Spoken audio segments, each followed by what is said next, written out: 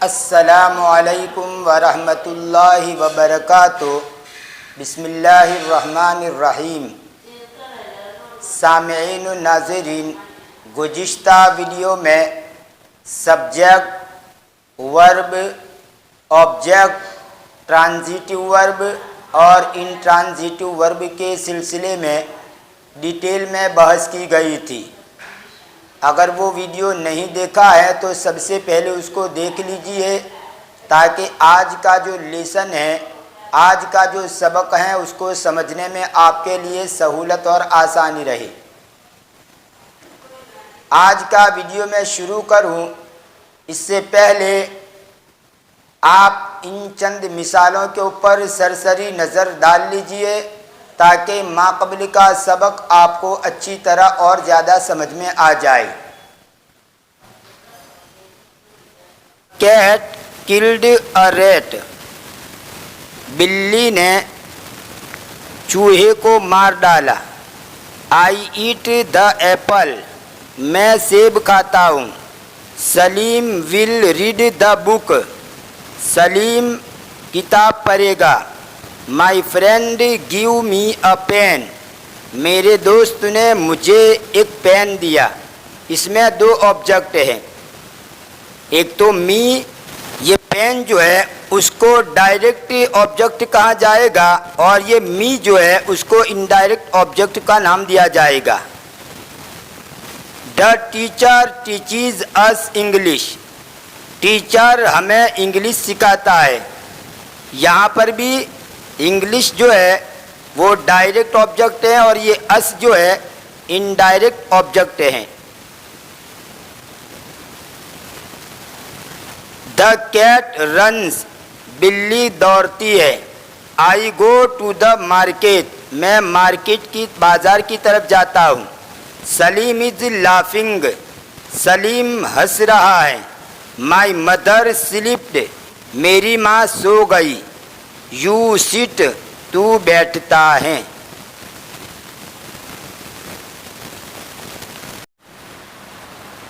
अब आइए आज का लेसन शुरू करते हैं।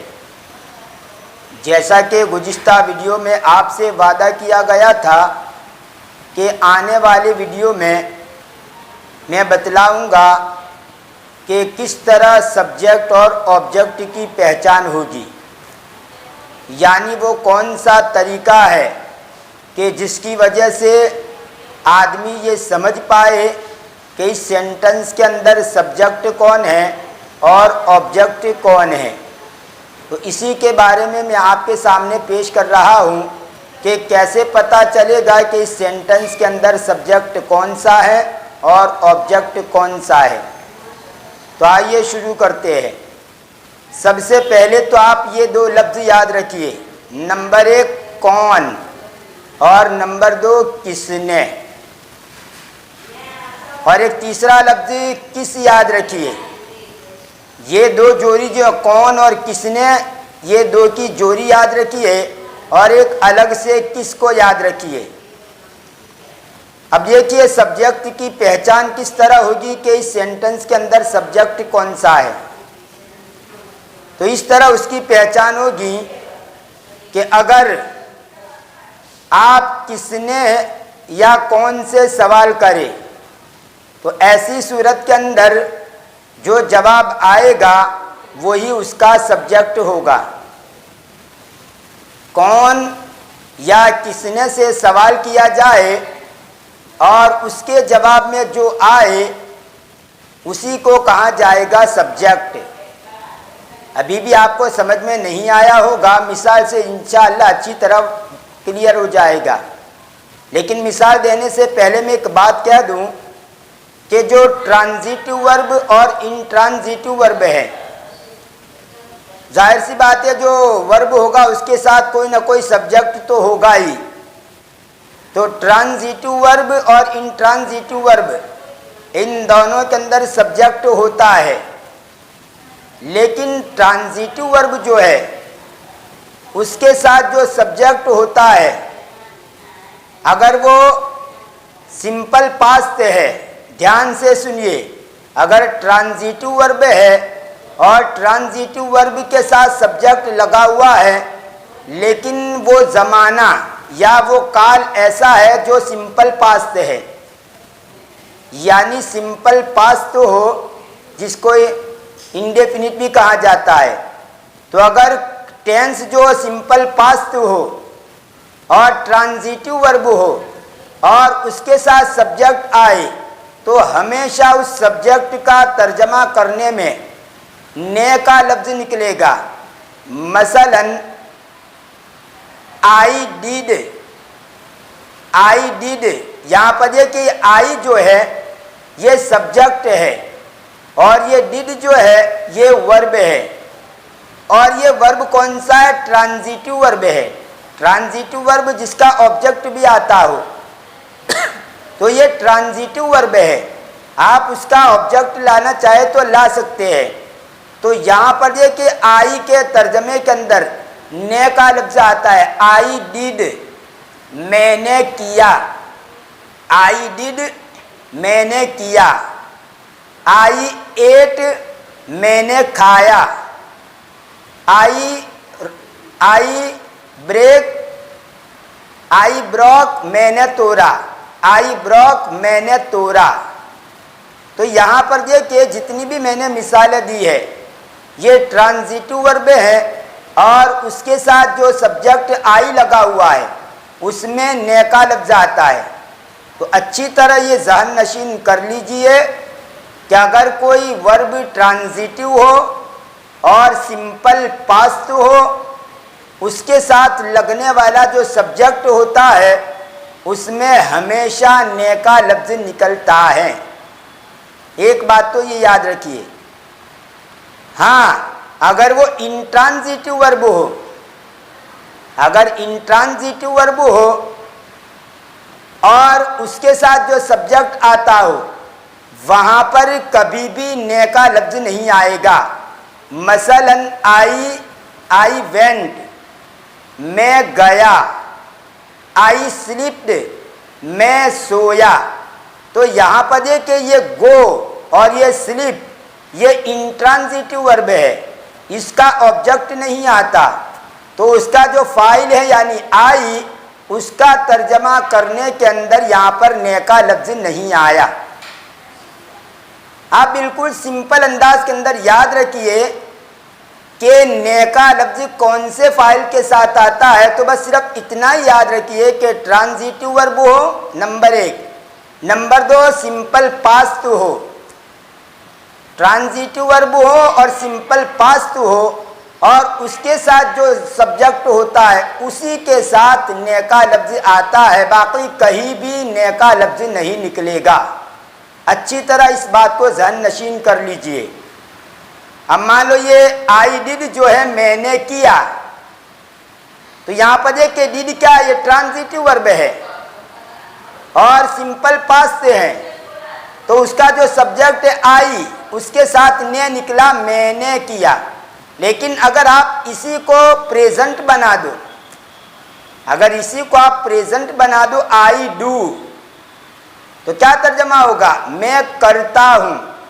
तो यहां पर देखिए ने का लफ्ज नहीं निकला, आई डू, मैं करता हूं। और इसी को अगर आप फ्यूचर बना दो, आई विल डू। वैसे आई के साथ और वी के साथ शेल लगता था, लेकिन बाद में चलकर हर एक के साथ विल लगाना शुरू कर दिया, इसलिए मैं यहाँ पर विल लगा रहा हूँ। वरना आई के साथ और वी के साथ शेल लगाया जाता था, SHALL, लेकिन बाद में चलकर हर एक के साथ विल लगाना शुरू कर दिया। आई विल डू, मैं करूँगा। तो यहाँ पर देखिए आई का तर्जमा करने में ने नहीं निकला। तो ये जो बात कही गई उसको अच्छी तरह जहन में बिठा लीजिए। अब आइए जो मैं असल बात जो मुझे करनी है वो क्या है वो सुनिए। फाइल का तर्जमा करने के फाइल की पहचान इस तरह होगी कि अगर कौन से या किसने से सवाल किया जाए, कौन या किसने से कोई सवाल किया जाए, उसके जवाब में जो आए उसी को कहा जाता है फाइल। मसलन अगर मैं सिर्फ इतना ही लिखूं, 8 एप्पल, एट द एप्पल। तो एट ये पास्ट टेंस है, एट यानी खाया, और द एप्पल का माना सेब। तो सेब खाया। यहाँ पर मैंने दो चीज़ों का तस्करा किया, एक वर्ब का और एक ऑब्जेक्ट का। सेब खाया। तब यहाँ पर सवाल होता है किसने खाया, किसने खाया, तो ये सवाल होता है। तब उसके जवाब में आपने कह दिया आई। तो ये जो आई कह दिया यही उसका फाइल हो गया। आई एट द एप्पल, मैंने सेब खाया। और अगर आई की जगह पर आपने लिख दिया यू, तो ये यू क्या होगा, यही फाइल हो गया, सब्जेक्ट हो गया, यू एट द एप्पल। और अगर उसकी जगह पर कोई नाम लिख दिया सलीम, तो ये सलीम ही उसका फाइल हो गया। अगर उसकी जगह पर वी लिख दिया तो ये वी उसका फाइल होगा, वी एट द एप्पल, हमने खाना खाया, हमने सेब खाया। और अगर मैं यूं कहूं वेंट, WENT वेंट, तो वेंट का माने क्या होता है, गया। ये सिंपल पास्ट है, वेंट गया। अब यहां पर क्या सवाल खड़ा होगा, कौन गया, तो उसके जवाब में आप जो देंगे वही उसका सब्जेक्ट होगा। अगर मैंने कह दिया आई वेंट, मैं गया, तो आई ये सब्जेक्ट है, यू वेंट, तू गया, तू गया। ऐसे ही अगर मैं सिर्फ इतना कहूँ स्लिप्ड, स्लिप्ड, सो गया, तो सवाल होगा कौन सो गया, तो जवाब आएगा आई स्लिप्ड, मैं सो गया, तो ये आई सब्जेक्ट। यू स्लिप्ड, तू सो गया, तो ये यू स्लीप। उम्मीद है आपको अच्छी तरह ये बात समझ में आ गई होगी। फिर रिपीट करता हूं, अगर किसी भी सेंटेंस के अंदर कौन या किसने से सवाल किया जाए और उसके जवाब में जो आए वही उसका फाइल है। अगर मैं यूं कहूं विल राइट, इतना अगर मैं कहूं विल राइट, यानी भविष्यकाल मुस्तकबिल है, कौन लिखेगा, विल राइट, कौन लिखेगा। अब आगे मैंने लगा दिया यू विल राइट, तू लिखेगा, तो ये यू क्या हो गया, ये उसका सब्जेक्ट हो गया। ये तो फाइल और सब्जेक्ट की पहचान हुई कि फाइल और फाइल यानी सब्जेक्ट को किस तरह पहचाना जाएगा। अब आइए ऑब्जेक्ट को पहचानने का तरीका क्या है। देखिए मैंने शुरू के अंदर ये बात कह दी कि कौन और किसने, ये दो जो लफ्ज है उसके जवाब में जो आता है वो फाइल है, सब्जेक्ट है। उसके बाद मैंने एक तीसरा लफ्ज कहा था किस, इस किस के साथ मैंने कुछ लगाया नहीं। अब ये किस के साथ बहुत सारे अल्फाज में जोड़ सकता हूं, किस की, किस को, किस पर, या कुछ भी नहीं, सिर्फ किस कहूं। तो अगर किससे सवाल किया जाए लेकिन इस किस के साथ कुछ लगेगा भी या नहीं भी लगेगा, लेकिन नया नहीं लगेगा, तो अगर किससे सवाल किया जाए या क्या से सवाल किया जाए, दो लफ्ज किस और क्या से सवाल किया जाए और उसके जवाब में जो चीज़ आएगी उसी को कहा जाता है ऑब्जेक्ट। मसलन अगर मैं यूं कहूं आई ईट, मैं खाता हूं, आई सब्जेक्ट है, इट वर्ब है, मैं खाता हूं। अब जाहिर सी बात है सवाल होगा क्या खाता है, मैं खाता हूं, तो सवाल होगा कि क्या खाता है। तो जो क्या का जो जवाब आएगा वही उसका ऑब्जेक्ट होगा। आगे मैंने लगा दिया आई ईट द एप्पल, मैं सेब खाता हूं, तो ये एप्पल जो है यही उसका ऑब्जेक्ट है। ऐसे ही आई राइट, मैं लिखता हूं, तो सवाल क्या होगा, क्या लिखता है, तो जवाब आएगा, उसके जवाब में कहा जाएगा आई राइट द लेसन, मैं सबक लिखता हूं। तो यहां पर क्या के जवाब में क्या आया, द लेसन, तो यही द लेसन क्या है, यही इसका ऑब्जेक्ट है। तो क्या के जरिए अगर सवाल किया जाए और उसके जवाब में जो आए वही उसका ऑब्जेक्ट है। ये तो मैंने हाल की मिसाल दी, अब उसी को आप मुस्तकबिल भी बना सकते हैं।